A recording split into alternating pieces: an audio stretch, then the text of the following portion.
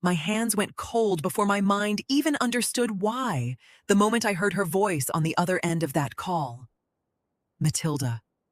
Just my name, trembling, like she'd been holding it in her mouth for hours before she found the nerve to say it. I hadn't heard that voice in 5 years. Not since the day we buried my husband and she gripped my arm at the graveside and told me this family built everything he had, and I better not think it ended with me. My name is Matilda Tillery Mabry, and I had spent 5 years rebuilding a life out of the silence that followed that day. "Erlene," I said, and I heard how flat my own voice came out, guarded, like I was bracing for a blow I couldn't see coming yet. "I know it's been a long time," she said. "I know I don't have any right to call you out of nowhere like this." She wasn't wrong about that. 6 weeks earlier, my attorney had sent her and Emmett formal notice, the kind that goes out certified, signature required, letting them know I intended to move forward with selling the house Elsie left me, the house that legally still tied me to people I hadn't spoken to since his funeral. I never got a response, not a call, not a letter, not one word back, until now. "I've been thinking a lot," Erlene went on, "about everything, about how wrong it was, letting all this time pass. Emmett has too. We were hoping, if you'd let us, we could come see you, sit with you, just talk, before it's too late to fix any of it." Before it's too late. Something about the way she said it sat wrong in my chest, too precise for a woman who claimed she was calling on instinct and heartbreak. But grief makes you want to believe the softest version of things, and I hadn't let myself hope for anything from that side of my family in 5 years. Real quick. If you're watching this, drop where you're tuning in from tonight. I always love seeing that. "I don't know, Erline," I said, and I meant it as a door closing, not an opening. "Please," she said, and her voice cracked in a way that sounded so much like grief, I forgot, just for a second, to be careful. "I don't want to carry this to my grave, Matilda. I don't want Emmett to either. Just a visit. That's all I'm asking." I told her yes before I'd fully decided to. Some part of me was already picturing it, the 4 of us, or what was left of the 4 of us, finally sitting in the same room without the funeral hanging over everything. Some part of me wanted, more than I wanted to admit, for this family to be whole again. Even a little. "Thank you," she whispered. And then, quieter, almost to herself, "You won't regret this." We hung up not long after, and I sat there in my kitchen holding a phone that had gone silent, looking over at Elsie's picture on the shelf, the one from our 10th anniversary, him laughing at something just out of frame. I wanted to believe his mother had finally softened. I wanted to believe 5 years of silence could end with something as simple as an apology. I had no way of knowing that phone call was never about making peace with me at all. They pulled into my driveway a little after 2 in the afternoon, and Erline was out of the car before it even finished rolling to a stop, arms already open like she'd been holding that hug for 5 years and couldn't wait one more second to give it. "Look at you," she said, holding my face in both hands the way she used to when Elsie was still alive. "Look at you, baby." Emmett came around slower, hanging back near the car with his hands in his pockets, offering me a smile that looked practiced, like he'd rehearsed it on the drive over. "Matilda," he said. And that was all. Like my name was enough. We went inside, and for a while it felt almost normal. Erline pulled out her phone and showed me pictures I'd never seen. Elsie as a boy, missing a tooth, grinning at some birthday party decades before I knew him. She laughed, remembering things I couldn't have known, and for the first time in years, I let myself laugh too. Easy, unguarded. Later, I walked them out back to see the garden, and that's when I noticed Emmett trailing a step behind us, favoring his left side just slightly, like his hip was giving him trouble. I didn't think much of it. People get older. Bodies wear down. Next door, Garvin was out watering his hedge, and he looked up when he heard us in the yard. I waved, and he waved back, but his eyes stayed on Emmett a beat too long. He didn't say anything, just kept watering, quiet, fixing that uneven step in his mind. The drag in the left leg, the particular rhythm of it, the kind of detail a person's eye catches and holds without meaning to. Something about it nagged at him faintly. Some echo from years back at Elsie's funeral, but he didn't chase the thought. He let it sit, unremarkable, and went back to his hedge. Back on the porch, Emmett asked, out of nowhere, where exactly the property line ran on the east side, past the old fence. I told him I wasn't sure, that I'd never had it surveyed since Elsie passed. Just curious, he said, too quickly, eyes flicking toward Erline for half a second before he looked away. He's always been the practical one, Erline said, laughing softly, reaching over to pat his arm. Numbers, boundaries, all of that. Comes from working with his hands so long. She said it smooth, easy, like she'd already known the question was coming and had an answer ready before he even finished asking it. I let it go. Told myself it was nothing, that grief makes people strange in small ways, curious about things that don't matter, searching for solid ground wherever they can find it. That night, after dinner, Erline stepped out onto the porch to take a call. I wasn't trying to listen. I was just passing the hallway window when I heard her voice drop low, clipped, entirely different from the warmth she'd carried all day. No, she said. Not yet. I said not yet. I stopped walking. Stood there in the dark hallway, my hands still on the wall, waiting to hear more. But she must have sensed something, because her voice dropped even lower, and then she laughed, bright and easy again. The porch light catching her profile as she turned toward the yard like she was just chatting with an old friend about nothing at all. I told myself it wasn't my business. I told myself 5 years of silence didn't give me the right to start suspecting her the moment she walked back through my door. I went to bed, telling myself that. I wasn't sure by morning that I still believed it. Dinner was quiet at first, just the sound of forks against plates, until Erline set hers down and said, soft, almost to herself, Elsie built so much from so little. You know that, don't you, Matilda? I know, I said, and I meant it.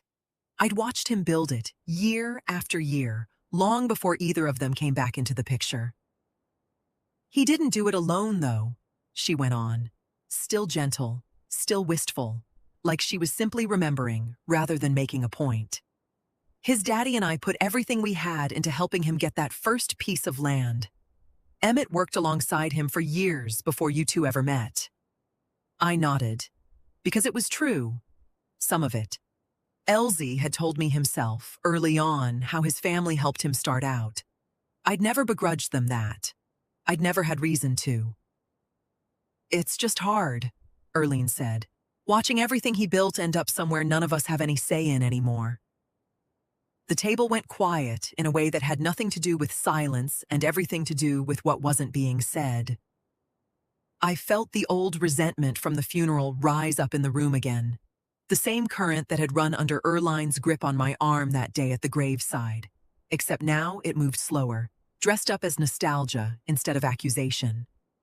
We're not saying you don't deserve what he left you, Emmett said suddenly, cutting through the quiet. We're just saying some of that was owed to us, too. It should have... Emmett. Erline's voice cut in sharp just for a second, before smoothing right back over. That's not what tonight is about. We're here to be a family again, not to talk about things that don't matter anymore. You're right, Emmett said, quiet now, eyes down at his plate. Forget I said anything. But I couldn't forget it. Not the way he'd said owed, flat and certain, like it was a fact he'd been carrying around for years, waiting for the right moment to set down. I sat there finishing a meal I could no longer taste, understanding for the first time since that phone call that this visit wasn't only about grief. There was something underneath it, something about the house, about what Elsie left me, that neither of them had said outright, but both of them were circling. I told myself people say strange things when they're grieving. I told myself Erline had smoothed it over so quickly because she meant it, because she really did just want peace. I wanted, badly, for that to be true. Later that night, long after the dishes were done and the house had gone quiet, I got up for a glass of water and found Emmett standing in the hallway outside my home office, hand resting on the doorframe like he'd been standing there a while. "Sorry," he said, straightening up fast. "I was looking for the bathroom. Guess I got turned around." The bathroom was on the other side of the house, past the kitchen, nowhere near where he was standing. He knew that. He'd used it twice already that day. "It's just down the hall," I said, keeping my voice light, though something in my chest had gone very still. "Right," he said, laughing it off a little too easy. "Old house, I guess. Easy to get lost in." I watched him walk away, and I stood there a long moment after he'd gone, my hand resting on the frame of my own office door, wondering why a grown man would mistake that hallway for anything at all. The last morning came softer than I expected. Sunlight through the kitchen curtains, coffee going cold, while we said the kind of goodbyes that make you believe something has actually healed. 3 days wasn't near enough, Erline said, wrapping both arms around me at the door. "We have to do this again soon. Promise me that." "I promise," I said. And for the first time since that phone call 6 weeks ago, I meant it without any hesitation trailing behind it. Emmett carried their bags out to the car himself, quieter than he'd been the whole visit. And I told myself that was just him, a man more comfortable with actions than words. He hugged me too, brief and stiff, but a hug all the same, and I held on to that. We loaded everything into my car to make the drive to the airport together, and I was halfway through checking the trunk when Erline touched my elbow. "Let me run back and lock up for you," she said. "You go on and get the rest of this settled. I know this house better than you'd think. I want to walk through it one more time anyway. Remember a few things, if that's all right." "You don't have to do that," I said. "I want to." She smiled, and it was warm, the kind of smile that made you feel foolish for ever doubting it. "Let an old woman have her moment, Matilda. Please." There was something in the way she said please, a beat too measured, like she'd practiced the whole sentence somewhere on the drive over that morning. I didn't catch it as strange. 3 days of soft mornings and old photographs had worn my guard down further than I realized, and by then locking a door behind her felt like the smallest thing in the world to trust her with. I caught it as tender. I told her thank you, and I meant that too. She went back inside while Emmett and I waited by the car, and when she came out a few minutes later, purse in hand, she gave the door one small tug to show it was shut tight, and I never thought to ask her twice. The drive to Raleigh-Durham was easy, full of the kind of conversation I hadn't had with either of them in 5 years. Erline pointing out changes along the highway, Emmett laughing at something on the radio. All of it so ordinary, it ached. I pulled up to departures and helped carry their bags to the curb, and Erline held my face in her hands one more time, the same way she had the day they arrived. "Thank you for letting us back in," she said. "You don't know what this means." "Thank you for coming," I told her, and I believed, standing there in that noise of car horns and rolling suitcases, that whatever damage had sat between us for 5 years had finally started closing over. I watched them walk through security, Erline waving once before she disappeared past the checkpoint, easy and light. Emmett went through a step behind her, and just before he turned the corner out of sight, he looked back at me. It wasn't a wave, it wasn't a smile, it was something else, something I couldn't name in the moment, gone almost as soon as I saw it. And I stood there a second too long trying to understand what I'd just seen on his face before the crowd swallowed him whole. I told myself it was nothing. Emotion, relief, the strangeness of goodbyes. I got back in my car and started the drive home, humming along to the radio, believing, for the first time in 5 years, that my family might actually be whole again. I had no idea what I was driving back into. I was 15 minutes from home, radio still humming low, when my phone lit up with Garvin's name. And something about seeing it there at that hour made my stomach drop before he even said a word. "Matilda." His voice was tight, none of the easy warmth I was used to from 10 years of waving at him over the fence. "Don't go home yet.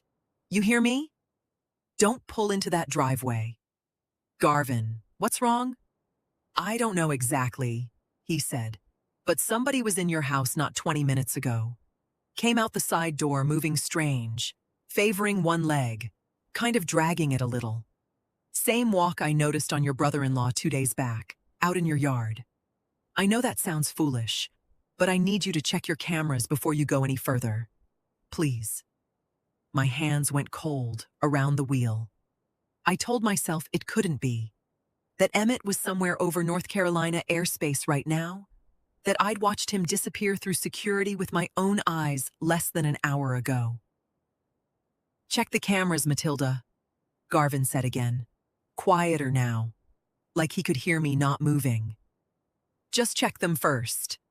I pulled onto the shoulder, hazards ticking, and opened the app with fingers that wouldn't cooperate, missing the icon twice before it finally opened. My whole body was shaking in a way I couldn't control, some part of me already bracing for whatever I was about to see. The footage loaded slow, and then there he was. A figure in my home office, face covered by a hood pulled low and a scarf wrapped high, moving through my file drawers with a kind of calm, unhurried focus, like he had all the time he needed. He lifted a folder, flipped through it, slid papers into a bag at his side. Then the angle changed. Exterior camera, side of the house, and the same figure crouched low near the gas meter, working at something with his hands, patient, deliberate, before standing and walking off down the block like he had nowhere in particular to be. I sat frozen on that shoulder, cars rushing past me, watching it a second time because my mind refused to accept it the first. The build, the stillness, the very slight drag in the left leg as he walked away. The same drag Garvin had just described, the same one I'd half noticed myself in my own backyard 2 days before and thought nothing of. Except, Emmett was in the sky right now. Or so I'd believed with my whole chest an hour ago, waving him off at a gate I'd watched him walk through myself. My throat closed around a sound that wasn't quite a scream and wasn't quite a sob. Every warm thing from the last 3 days curdled at once, the hugs, the old photographs, Erline's hands on my face, all of it collapsing into something I couldn't yet name, only feel, cold and total, spreading through my chest like the ground had opened beneath the whole visit. My hands were still shaking so badly I could barely hold the phone steady enough to dial. I don't remember deciding to call. I just remember the numbers, 3 of them, and a woman's voice asking what my emergency was, and my own voice coming out thin and strange, like it belonged to someone else entirely. I heard myself say. "I don't know what's happening. Someone was in my house. Please, please send someone." I sat there on the side of the road with my hazards blinking into the dark, waiting, no longer sure I knew this family at all. 2 patrol cars and a gas company truck were already at my house by the time they let me come off the shoulder, lights turning slow circles against the dark.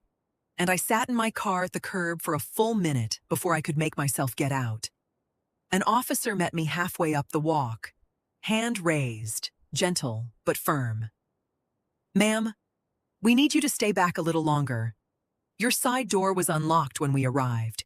We've got a technician checking your gas line right now. Unlocked, I repeated, and the word landed heavier than it should have. I remembered Erline's hand on my elbow that morning, her voice soft and sure. Let me run back and lock up for you. A man in a utility jacket came around the side of the house a few minutes later, speaking low to one of the officers before he turned to me. Ma'am, I'm going to be straight with you. That fitting at your meter didn't fail on its own. Somebody loosened it by hand. Gas has been leaking into your crawl space and kitchen line for a while now. Meaning what? I said, though some part of me already understood. Meaning if you'd walked in and flipped a light switch or your stove had kicked on or anything at all had thrown a spark, he said, careful with each word. We wouldn't be having this conversation. I stood there on my own front lawn and felt the ground tilt under me in a way that had nothing to do with the concrete. This wasn't a break-in. This wasn't someone trying to frighten me. Someone had tried to end my life and made it look like an accident I'd never have questioned. An officer walked me through the side door once they'd cleared the house, and my home office told its own story before anyone said a word. Drawers pulled halfway out, folders shifted from where I always kept them. It took me only a moment to see what was gone. My attorney's most recent letters, the ones laying out the exact timeline for the partition sale. The copies of the life estate deed I kept filed behind them. Whoever had been in my house hadn't just wanted me gone. They'd wanted to know exactly how much time they thought they had left before losing everything. And now, however, this had failed, they still knew. A detective introduced himself while the technicians finished up outside, notepad in hand, voice even and unhurried, in a way that felt almost worse than urgency would have. He asked about the visit, about who'd been in the house, how long they'd stayed, whether anyone had been alone in any particular room. Then, almost in passing, he mentioned they'd already put in a formal request to the airline for boarding and gate records from that morning's flight, and expected something back within a day or two. I answered everything as steadily as I could, though my hands hadn't fully stopped shaking since the shoulder of that highway. Something in me was changing even as I stood there, fear curdling into something colder, quieter, something that didn't cry anymore but started, instead, to count. The detective closed his notepad and looked at me directly. No softness in it now, just the plain weight of the question itself. Mrs. Mabry, he said, is there anyone who would benefit from your death? They asked Garvin to come next door and give his account while I sat in my own living room, a cup of coffee going cold in my hands, listening through the open window to a conversation I wasn't sure I wanted to hear. I've known her 10 years, Garvin was saying, steady, unhurried, the way he always talked. I was out watering my hedge 2 days ago when her in-laws arrived, watched them walk through the yard together, noticed the younger one, Emmett, favoring his left leg the whole time, dragging it just slightly with every other step. Didn't think much of it then. And tonight? The detective asked. Tonight I saw a man leave that side door moving the exact same way. Same drag, same leg, same rhythm to it. I've watched that man walk across a yard 2 days ago in broad daylight. I know what I saw. I sat very still, my coffee forgotten, feeling something in my chest give way slow and quiet, like a floor settling under weight it was never built to hold. 2 days. Not some worn memory from a funeral half a decade gone, but 2 days, plain and recent. A man's walk fixed clear in Garvin's mind because he'd watched it happen right there in my yard. I wanted, even then, some other explanation. A coincidence. A stranger who happened to walk the same way. My mind reached for anything that wasn't Emmett's face behind that mask, because the alternative meant the 2 people I'd hugged goodbye at that airport gate had walked back into my house to end my life while I still believed them somewhere over the state, headed home. The detective came inside a few minutes later, notepad still in hand. Mrs. Mabry, based on the physical description, the timeline, and what was taken from your office, we're formally naming both your brother-in-law and your mother-in-law as persons of interest in this investigation.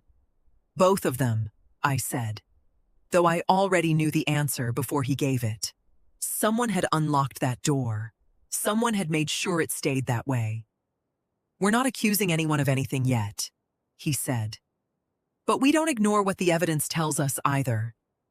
I nodded, though some part of me was no longer really in that room. I was back at the airport curb, Erline's hands on my face. Thank you for letting us back in. You don't know what this means. I understood now, sitting there, exactly what it had meant. And the grief I'd carried for a reconciliation I thought I'd finally gotten back began curdling into something with teeth. The detectives left not long after, promising to be in touch once forensics came back on the meter and the documents were logged. I sat alone in my kitchen for a long while, the house too quiet, my own hands finally steady for the first time since Garvin's call on that highway shoulder. My phone buzzed on the counter, and for a moment I almost didn't look. When I did, Erlene's name sat there above a single line of text, sent like nothing at all had happened. We heard something happened. Please call us. I stared at those words until the screen dimmed on its own, my thumb hovering over the reply, my anger settling into something colder and far more patient than anything I'd felt all night. I let a full hour pass before I called her back, long enough to steady my voice, long enough to decide exactly how much of myself I was willing to show her. Matilda, thank God. Erline picked up before the second ring finished, breath catching like she'd been holding the phone in her hand the whole time. We've been sick with worry. What happened? Are you all right? Someone broke into my house, I said, keeping my voice even, tired, exactly the way a woman who just survived something terrible should sound. The police are handling it. Broke in? Matilda, my God. Were you home? Did they take anything? I wasn't home, I said. Thankfully. Thank God, she said again, and the relief in her voice was so smooth, so perfectly pitched, that a week earlier I would have believed every syllable of it. Now I sat there listening for the seams instead of the warmth. Do the police have any idea who did it? She asked. Are they saying anything? What did they take? Do you know yet? I noticed it then, plain as anything. Not once had she asked if I was hurt, if I was scared, if I needed her to come back. Every question circled the investigation itself, tight and specific, like she was trying to map how much ground she still had left to stand on. They're still looking into everything, I said. I don't know much more than that. Well, that's good. That they're being thorough, she said too quickly. You should know your rights, though, Matilda. Sometimes police go through things, take things, and it takes forever to get them back. Did they say if they found the will or anything about the property? I'd hate for something like that to just go missing in all this. I went very still on my end of the line. I hadn't told her anything was missing. I hadn't said a single word about the deed, or the sale, or the papers gone from my office drawers. And yet she'd reached for exactly those things, unprompted, dressed up as concern for my rights. I didn't say anything was taken, Erline, I said quietly. A pause, half a second too long. I just assumed. With a break-in, people take things, don't they? A small laugh, brittle at the edges. I'm just worried about you. That's all this is. I know, I said, giving her nothing. My voice as warm and empty as hers had been the whole call. I should go. The detective's expecting a call from me. Of course, she said. Call us the second you know more, please. I hung up and sat there in the dark of my kitchen a long moment, turning over every word she'd said until I picked the phone back up and dialed my attorney instead. "It's late. I know," I said when he answered. "But I need to tell you something. I think she already knows what's missing from that office. I never told her a thing." My attorney's office smelled like coffee and old paper, and he didn't waste time on pleasantries when I sat down across from him the next morning. "I want to walk you through exactly what was taken," he said, sliding a folder across the desk. "Because I don't think this was random, and I don't think it was about hiding anything." "What do you mean?" "The documents missing from your office weren't the kind that let someone forge a new deed or fake a signature," he said. "They were your correspondence with me, the sale timeline, the filing dates, copies of the original life estate deed. That's not forgery material, Matilda. That's a map." I sat with that a moment, feeling the shape of it settle into place. "They wanted to know how much time they had." "Exactly. Every date I'd sent you, every deadline for the partition sale, was in that folder. Whoever took it now knows precisely how long they thought they had before this house stopped being something they could still inherit." He leaned back. "Which tells me the break-in wasn't the whole plan. It was preparation for whatever came next." I thought of the gas line, the tool marks, how close preparation had come to becoming something final, and I said nothing, because there was nothing soft left in me to say it with. His phone rang before I could respond, and he answered it briskly, listened, jaw tightening as the call went on. When he hung up, he looked at me with the kind of stillness that told me before he even spoke that something had shifted. "That was Emmett's attorney," he said. "He's requesting a delay in the partition proceedings, citing family matters pending, given the ongoing investigation. Says it isn't appropriate to litigate the estate while a criminal matter involving the same family is active." "That's convenient," I said, flat. "It's more than convenient," he said. "It's calculated. If that delay is granted, it pushes us past the court date we've already been assigned for the sale hearing. We'd have to start over, back of the docket, months out at least, which means the exact runway those stolen documents told them they needed. That's precisely what this delay would hand them." I felt something in my chest go very quiet, very clear, the last soft edge of fear finally hardening into something I could use instead of just carry. "So, they didn't just want to know how much time they had," I said. "They're trying to buy more." "That's what it looks like," he said. "And I need you to understand something else, Matilda, because I won't sugarcoat it for you. If we don't fight this delay, and fight it hard, we could lose our window entirely." He set the phone down, folded his hands, and looked at me directly. "You survived one attempt already. If they were willing to go that far once, and this delay buys them exactly what they need to try again, I don't think they stop here." I sat there, in that quiet office, hands steady now in a way they hadn't been in days, and understood for the first time that surviving wasn't going to be enough. I had to move faster than they expected me to.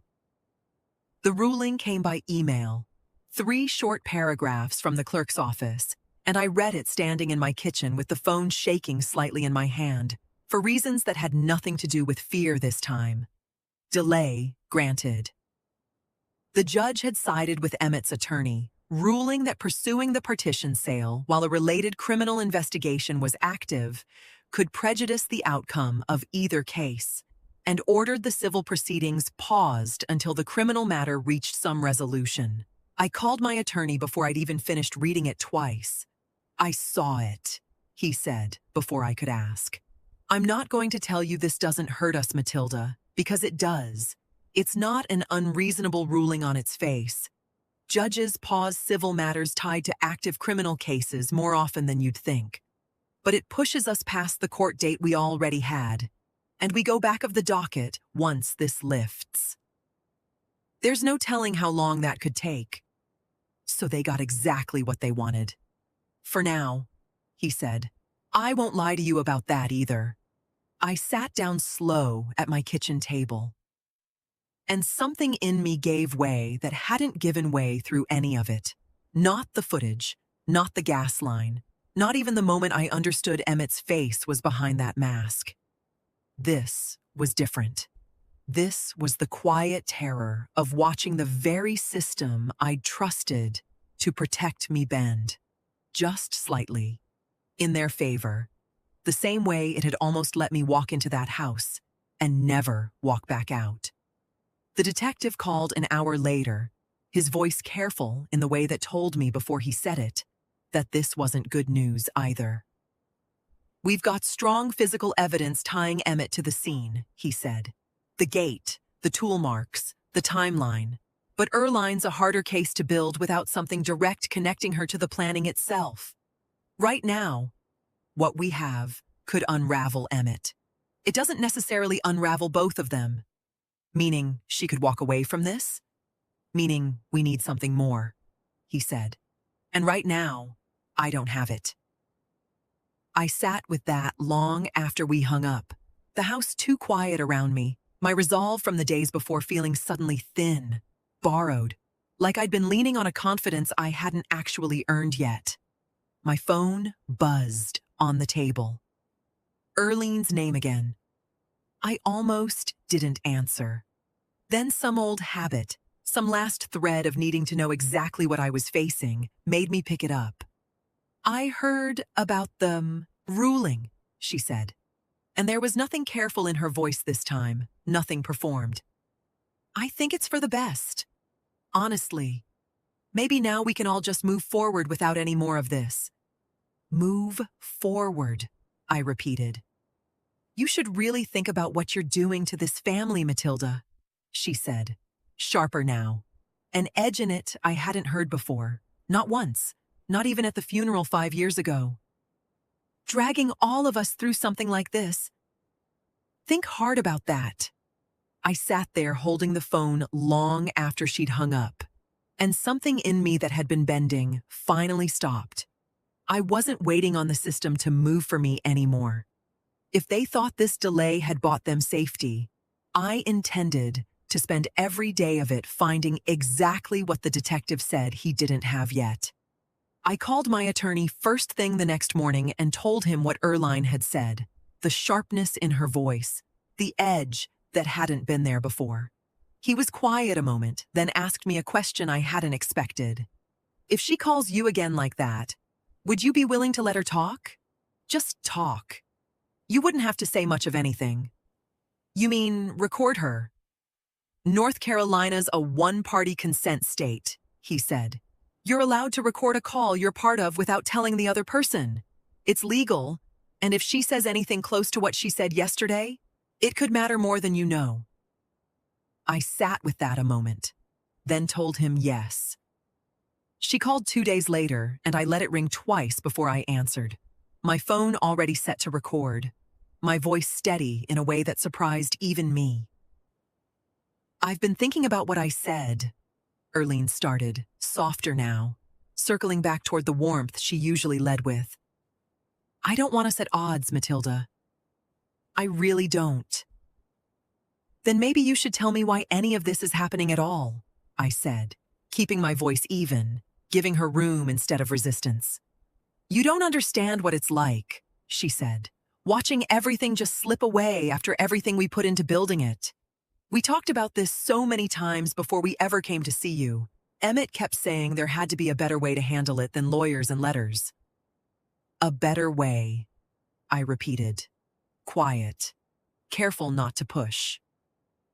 "I told him not like that," she said, and her voice cracked, not with grief this time, but with something closer to panic, like she could hear herself talking and couldn't stop the momentum of it. "I told him just scare her, just buy us time. That's all I wanted. I never said—" She stopped herself mid-sentence, and I heard the shift happen in real time, her breath catching hard. "Matilda, I didn't mean that the way it sounded." "It's all right," I said, though nothing about it was all right. My pulse hammering steady and hard, Beneath a voice I kept flat and calm. "I need you to forget I said any of that," she said, faster now, unraveling. "I'm just upset.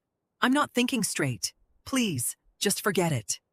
"I should go," I said, and I hung up before she could say anything else, sitting there in my kitchen with my hand pressed flat against the counter, the recording still glowing on my screen. 12 minutes and 40 seconds of Erline's own voice laying out exactly what she'd known, exactly what she'd asked for, from the very beginning. I sent the file to my attorney within the hour. He called back before I'd even set the phone down. "Matilda," he said, and there was something in his voice I hadn't heard from him yet, urgency wearing the shape of relief. "This changes everything.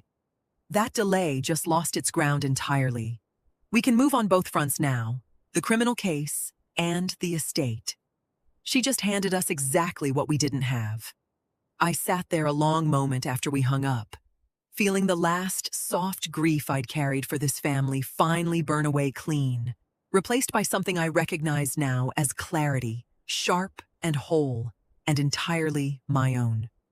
The courtroom was smaller than I expected, wood-paneled and quiet, and I sat on one side of the aisle while Erline and Emmett sat on the other, close enough that I could hear Erline's breathing, unsteady in a way her voice never used to be. This was the criminal trial, a jury seated to my right, a prosecutor at the front, the case built on the recording, the tool marks, and Garvin's account. Erline's attorney called her to speak first, and she answered every early question with the same composure she'd carried into my kitchen. Weeks ago, soft-voiced, careful, a grieving mother-in-law simply trying to reconcile with family. It almost worked. I watched 2 jurors nodding along with her. Then the prosecutor played the recording. Her own voice filled the room, tinny through the speaker, but unmistakable. I told him not like that. I told him just scare her. Buy us time. The color drained slowly from her face as she listened to herself. And when it ended, the silence in that room was heavier than anything I'd sat through in weeks.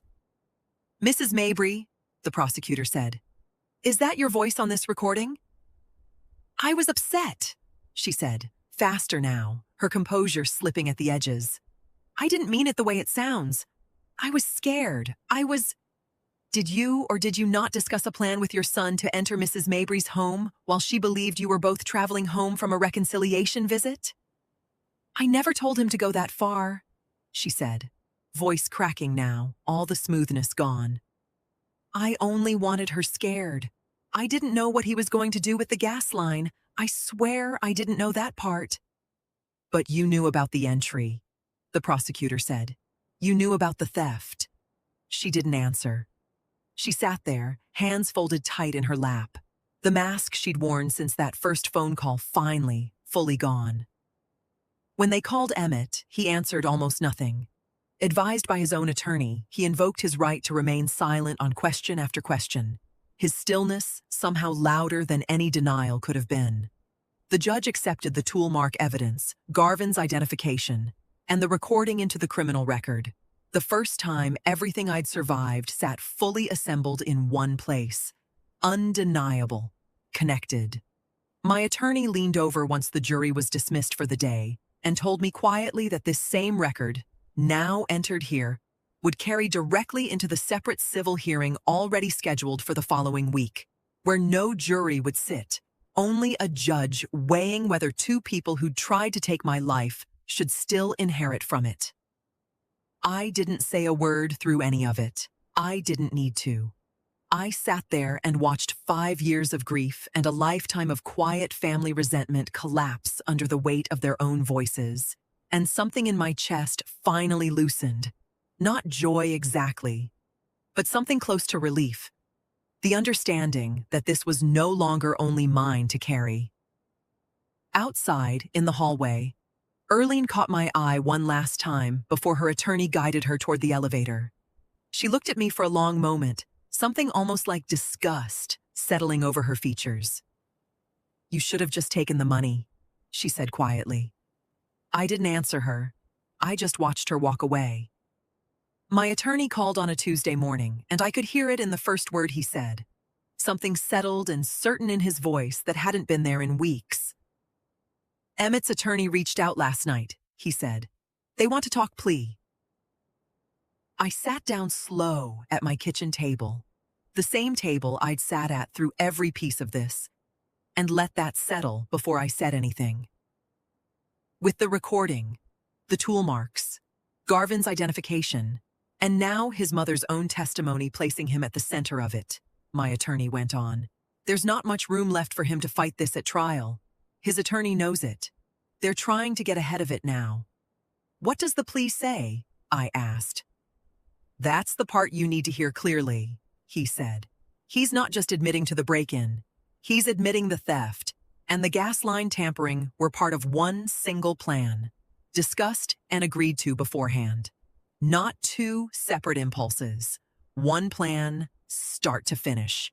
The airline confirmed it too. He checked in and cleared security with his mother that morning, but he never boarded. Walked out through a side exit and doubled back before your flight even took off. I felt something in my chest go very still, hearing it laid out plain like that.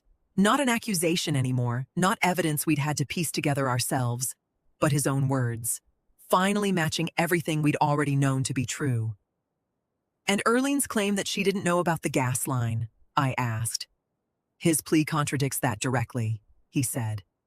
He states she was part of the planning conversation where the method was discussed, not just the entry.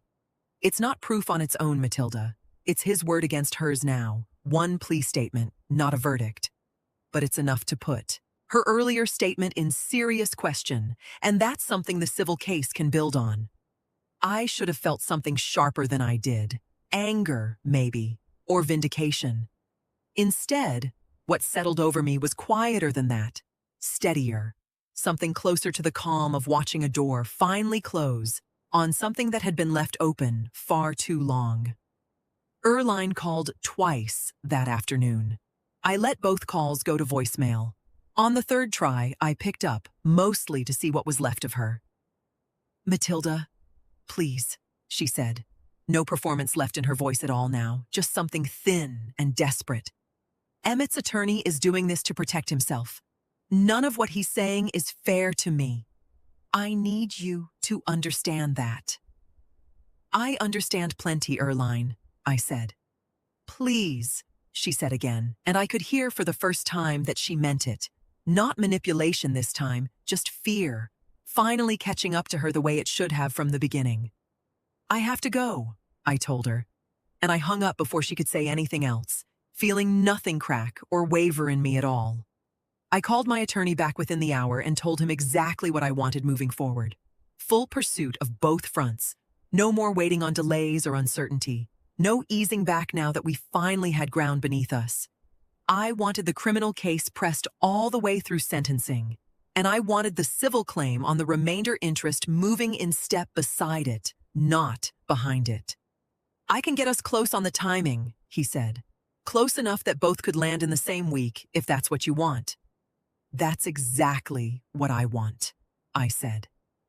He called back 2 days later to confirm it.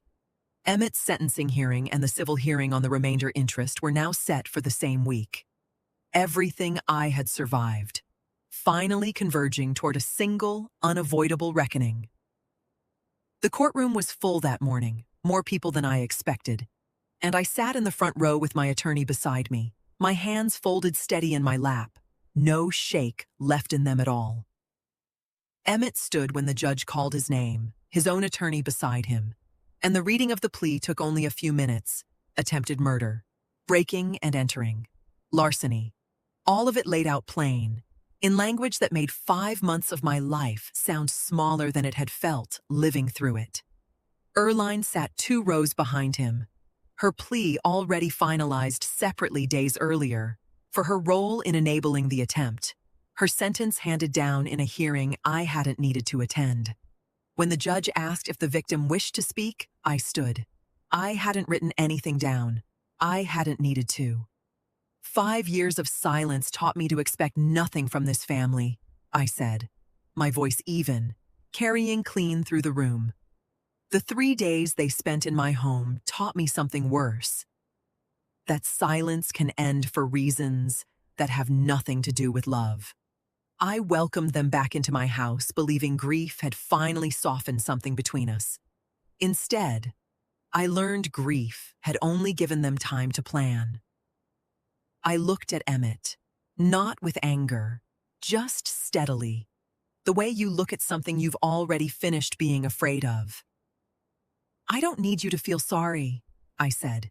"I need the record to be clear about what actually happened in my home, so no one reads this someday and mistakes it for anything less than what it was."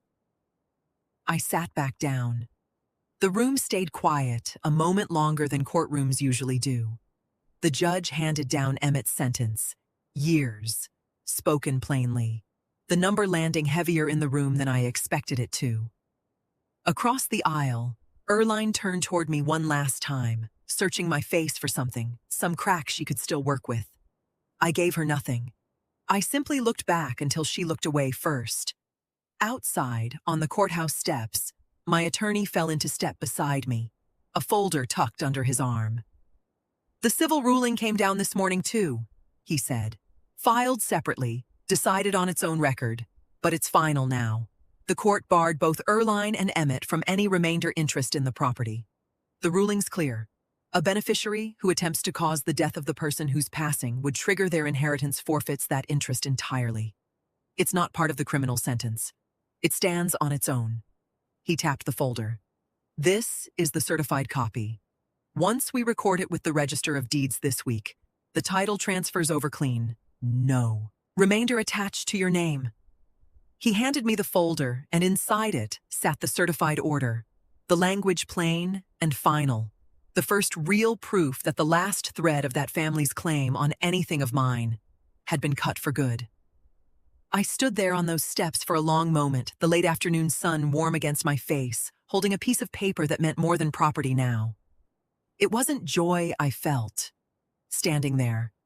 It was something quieter than that. Older, like a debt finally settled after carrying it so long I'd almost forgotten what it would feel like to set it down.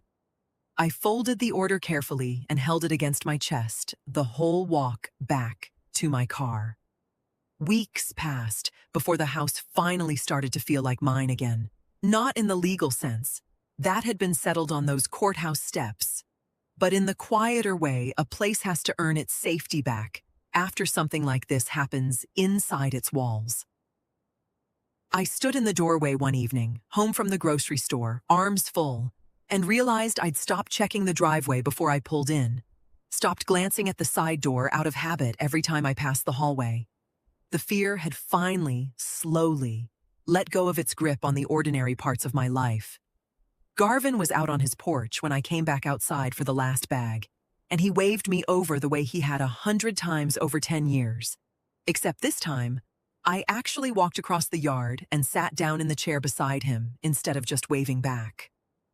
"Been a while since you sat still long enough to visit," he said, handing me a glass of sweet tea without asking if I wanted one. "Feels strange," I admitted. "Sitting still?" "Good strange, I hope." "Good strange," I said, and I meant it. We sat there a long while, not saying much.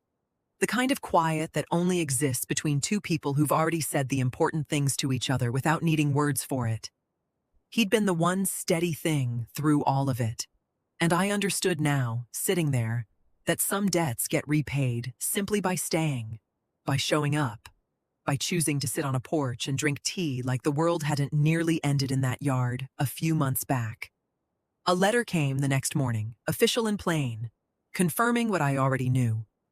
The civil ruling was finalized in full, every remainder interest stripped clean from the property, no further filings required, no threads left hanging anywhere in the record. I read it once at my kitchen table and then set it in the drawer where Elsie's old paperwork still lived, another piece of him now folded into something settled instead of something owed. I'd thought, months ago, about selling this house, moving somewhere with no history pressing in on every room. Standing in the kitchen that morning, letter tucked away, I understood I didn't want that anymore. This house wasn't a burden any longer.